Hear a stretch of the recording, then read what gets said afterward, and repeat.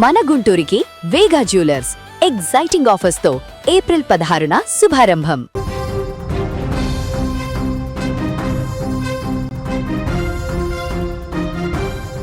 పచ్చని పందిరి, మూడు ముళ్ల బంధం, నూరేళ్ల జీవితం అనుకుంది ఆ యువతి. కానీ ఆ పెళ్లి పందిరి ఆరిపోకముందే ఆమె ప్రాణం గాల్లో కలిసిపోయింది. అత్తారింట్లో అడుగుపెట్టిన నెల రోజులకే నవవధువు విగత జీవిగా మారిపోయింది. నిజామాబాద్ జిల్లాలో జరిగిన ఈ దారుణం వెనక అసహజ కోరికల వేట ఉందన్న వార్త ఇప్పుడు రాష్ట్ర వ్యాప్తంగా సంచలనం సృష్టిస్తోంది. కామాంధుడైన భర్త రాక్షసత్వానికి ఒక నిండు ప్రాణం బలైపోయింది. నిజామాబాద్ జిల్లాలో ఒక విషాద ఘటన చోటు చేసుకుంది. బాన్సువాడకు చెందిన అఖిల అనే యువతికి ఆలూరు మండలం కల్లిడి గ్రామానికి చెందిన శ్రీకాంత్తో గత నెల మార్చి 5వ తేదీన వివాహం జరిగింది. పెద్దలు కుదిర్చిన సంబంధం, అడిగినంత కట్న కానుకలు ఇచ్చి అంగరంగ వైభవంగా పెళ్లి చేశారు. అఖిల బీఎస్సీ నర్సింగ్ చదువుతోంది. ఎంతోమంది ప్రాణాలు కాపాడాల్సిన ఆ యువతి పెళ్లైన నెల రోజులకే తన ప్రాణాలను వదిలేసింది. అఖిల మృతికి భర్త శ్రీకాంత్ వికృత చేష్టలే కారణమని ఆమె కుటుంబ సభ్యులు కన్నీరు మున్నీరవుతున్నారు. శ్రీకాంత్ నిరంతరం స్మార్ట్ ఫోన్లో నీలి చిత్రాలు చూస్తూ తాను కూడా ఆ తరహాలోనే ప్రవర్తించాలని భార్యను బలవంతం చేసేవాడని వారు ఆరోపిస్తున్నారు. శారీరకంగా, మానసికంగా ఆమెను నరక యాతన పెట్టినట్లు వాళ్ళు పోలీసులకు ఫిర్యాదు చేశారు. పెళ్లి తర్వాత పుట్టింటికి వచ్చిన సమయంలో తన అక్క దగ్గర తన బాధను చెప్పుకొని అఖిల ఎంతో ఏడ్చిందని బంధువులు గుర్తు చేసుకుంటున్నారు. మరోవైపు అత్తారింట్లో వేధింపులు కేవలం భర్తతోనే ఆగలేదు. అత్త, ఆడబిడ్డ కూడా ప్రతి చిన్న విషయానికి అఖిలను తప్పుపడుతూ మానసికంగా ఒత్తిడికి గురి చేసేవారని తెలుస్తోంది. 2 రోజుల క్రితమే పుట్టింటి నుంచి అత్తారింటికి వెళ్ళిన అఖిల ఇంట్లో ఎవరూ లేని సమయంలో ఆత్మహత్య చేసుకుందని చెబుతున్నా ఆమె మృతదేహంపై ఉన్న గాయాలు చూస్తుంటే ఇది ముమ్మాటికి హత్యేనని బంధువులు వారిస్తున్నారు. నర్సింగ్ స్టూడెంట్గా ధైర్యంగా ఉండే అఖిల అంత పిరికిది కాదని ఆమెను వేధించి చంపేశారని గ్రామస్తులు ఆగ్రహం వ్యక్తం చేస్తున్నారు. ఇలాంటి మృగాల వల్ల ఇలాంటి అమాయక ఆడపిల్లల జీవితాలను నాశనం కాకూడదని శ్రీకాంత్ను కఠినంగా శిక్షించాలని డిమాండ్ చేస్తున్నారు. పోలీసులు ఈ ఘటనపై కేసు నమోదు చేసి దర్యాప్తును ముమ్మరం చేశారు. పోస్ట్ మార్టం నివేదిక వస్తే మరిన్ని నిజాలు బయటకు వచ్చే అవకాశం ఉంది.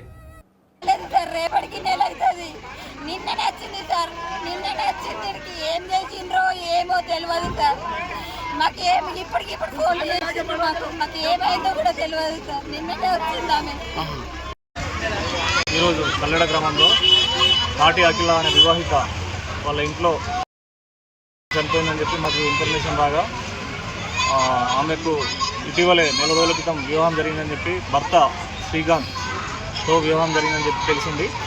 ఈ మరణం గురించి విచారణ చేపట్టినాం. ప్రస్తుతం వాళ్ళ అమ్మాయికి సంబంధించిన బంధువులందరూ వచ్చిండ్రు. వాళ్ళతో విచారణ అనంతరం తగిన చర్య తీసుకోబడుతుంది. విచారణ ప్రారంభించబడుతుంది. ఎస్, కనీ పెంచినటువంటి ఆ తల్లిదండ్రులు మంచిగా నర్సింగ్ చదివించారు. సో నర్సింగ్ పూర్తి చేసినటువంటి స్టూడెంట్ సో ఒక్కసారిగా పెళ్లి కూతురుగా మారింది. సో పుట్టింటి వారి నుంచి అత్తింటి వారికి వెళ్ళింది. అక్కడ అత్తింటిలో ఎంతో సంతోషంగా ఉంటాను, ఒక మంచి భవిష్యత్తు ఉంటుంది, భర్త తనను ఎంతో సంతోషంగా చూసుకుంటారంటూ కలలు కలిగినటువంటి వధువుకి ఒక్కసారిగా జరగరానటువంటి ఘోరం జరిగింది. భర్త రూపంలో ఒక పైశాచికత్వం, భర్త రూపంలో ఒక శాడిజం.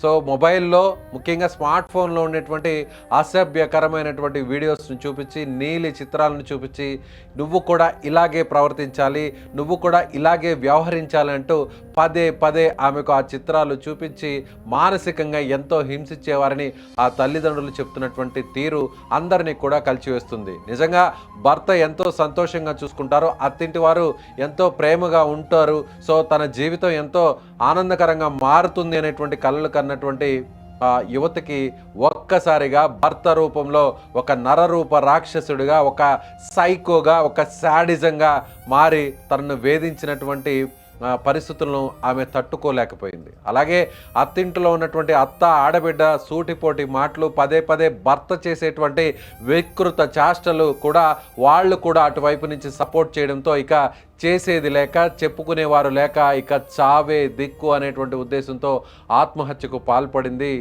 ఈ అమ్మాయి. నిజంగా ఇలాంటి వ్యక్తుల్ని ఏం చేయాలి? భర్త ఇలా నరరూప రాక్షసుడుగా, ఒక సైకోగా, ముఖ్యంగా ఈ విధంగా భార్యను కూడా ఒక నీలి చిత్రాలు చూపించి తాను కూడా ఇలా వ్యవహరించాలని పదే చెప్పడంతో ఈ విషయాన్ని పుట్టింటి వారికి చెప్తే వాళ్ళు ఏమవుతారో, వాళ్లకు ఎంత కష్టం వచ్చిందనేటువంటి వాళ్ళను ఇబ్బంది పెట్టిన దాన్ని అవుతానేమో అనేటువంటి ఉద్దేశంతో తల్లిదండ్రులకు చెప్పుకోలేక, తల్లికి చెప్పుకోలేక, తండ్రికి అసలు ఈ విషయం గురించి ప్రస్తావించేటువంటి పరిస్థితులు దాపురించలేక నిజంగా ఆ అమ్మాయి అనేక వేదనలు పడింది, అనేక బాధలు పడింది. ఎవరికి చెప్పుకోలేక చావే దిక్కు అని చివరికి ఈ విధంగా ఆత్మహత్య చేసుకొని చనిపోయి ఉంటుందని గ్రామస్తులందరూ భావిస్తున్నారు. అక్కడ విజువల్స్లో చూస్తే వారి కుటుంబ సభ్యులు ఎంతో ఆవేదన చెందుతున్నారు. సో రోడ్ల మీదకు గ్రామస్తులందరూ కూడా పెద్ద ఎత్తున అక్కడికి చేరుకున్నారు.